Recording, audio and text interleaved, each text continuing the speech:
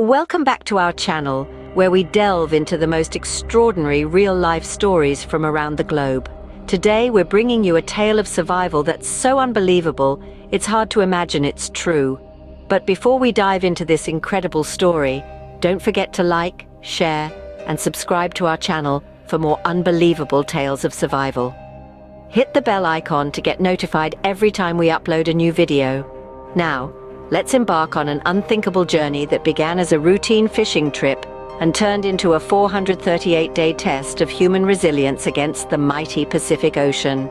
Stay tuned to witness the unimaginable ordeal of José Salvador Alvarenga, a seasoned fisherman who found himself lost at sea battling against nature's fury with nothing but his will to survive. Imagine setting off on a fishing trip, only to end up lost at sea for over a year. This is exactly what happened to José Salvador Alvarenga in November 2012. A seasoned fisherman, Alvarenga was no stranger to the vast and unpredictable Pacific Ocean, but nothing could have prepared him for the unimaginable ordeal that lay ahead. On what began as a routine fishing trip off the coast of Mexico, Alvarenga and his companion, Ezequiel Cordoba, set sail into the horizon, blissfully unaware of the storm brewing ahead. As the skies darkened and the waves grew fierce, the dreadful reality began to sink in. Their small fishing boat was no match for the wrath of the Pacific. Lost and adrift, the vast ocean became their prison, their challenge, and their test of will. Little did Alvarenga know, he was embarking on what would become a 438-day ordeal. Alvarenga and his fellow fisherman, Ezequiel Cordoba, had planned for a short 30-hour trip, but the sea had other plans. As they ventured further away from the safe confines of the Mexican coast, the sky above them began to darken ominously. What had started as a gentle breeze soon turned into howling winds. The calm sea transformed into a raging tempest, tossing their small boat like a toy.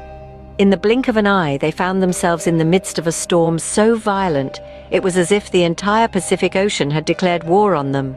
The storm took away their oars, shattered their engine, and left them stranded in the middle of the ocean.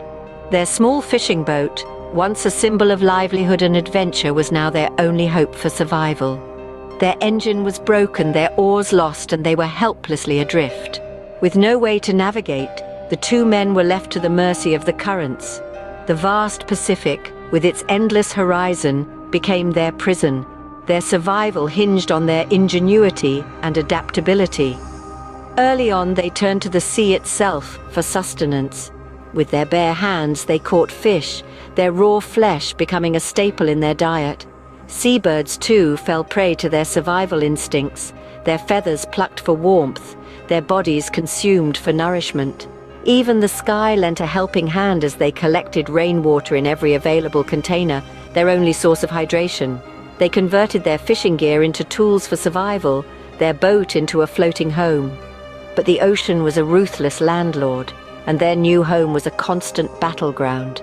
As days turned into weeks, survival became increasingly difficult. 4 months into their ordeal, tragedy struck.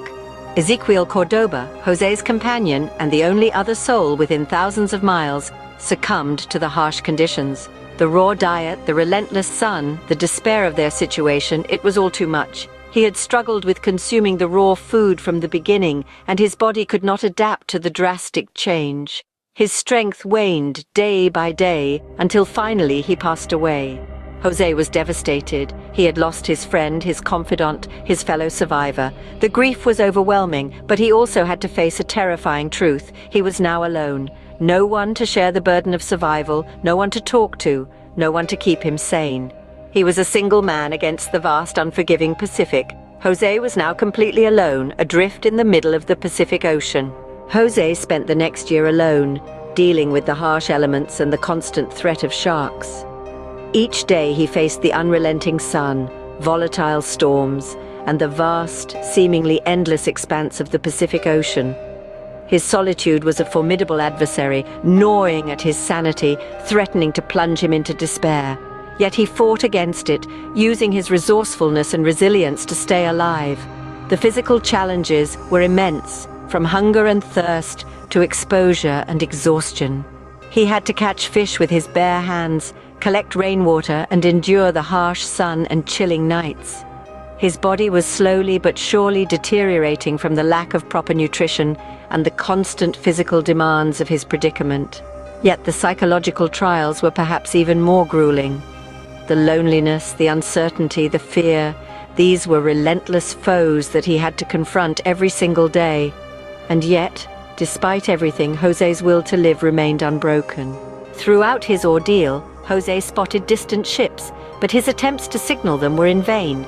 Imagine, if you will, the crushing disappointment of seeing a potential lifeline, only to have it pass by, oblivious to his desperate plight. Time and time again, José would craft makeshift flags, wave frantically, shout until his voice was hoarse, but to no avail.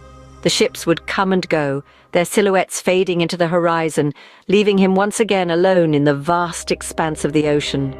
These missed opportunities, these fleeting moments of hope followed by crushing despair, took a heavy emotional toll on José. Yet in the face of these repeated disappointments, José held on to something crucial: hope. He refused to surrender to the despair that threatened to consume him.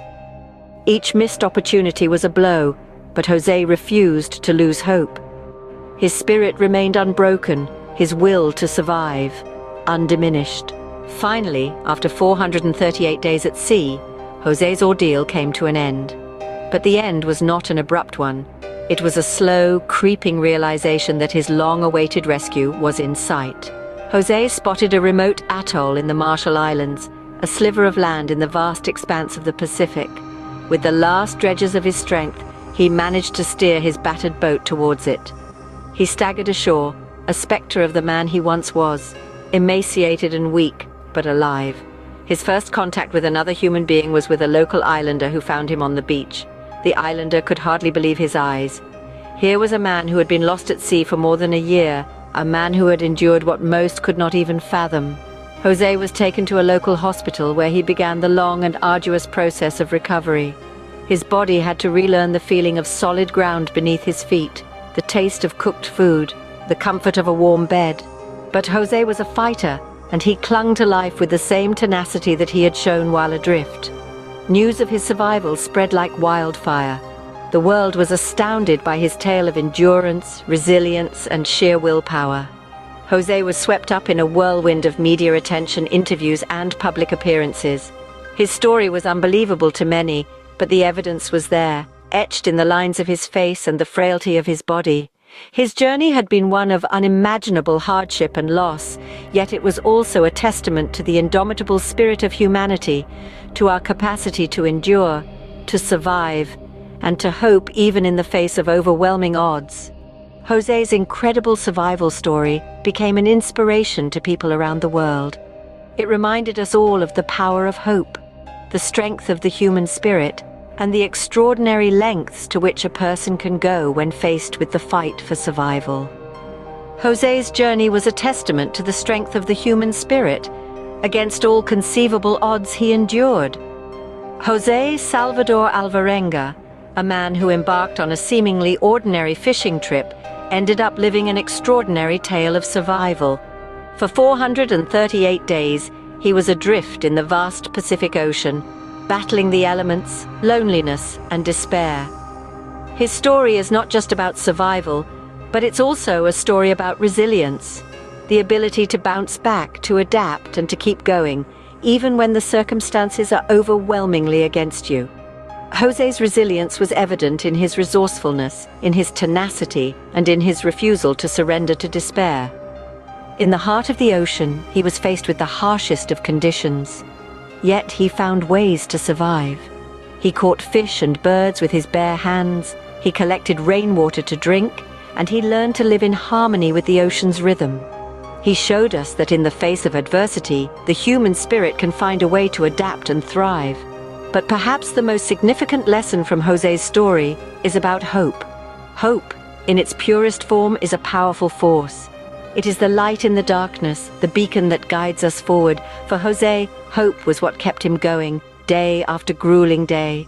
Even when he was alone, even when his signals for help went unnoticed, he never lost hope.